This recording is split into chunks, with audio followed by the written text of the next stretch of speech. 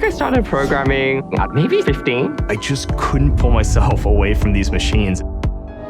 I wanted to be a developer. I wanted to write code. I started creating my own video games. It sparked something in me. I started to really like programming. Becoming a programmer, it opened the world for me.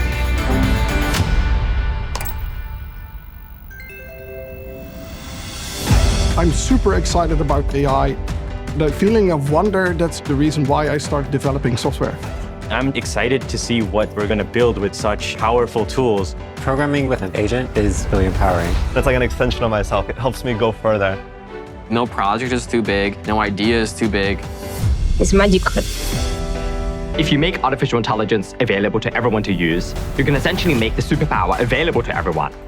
Knowing that my project is being used by people to make their lives better, to make an impact in the world, solving the problems we want to solve.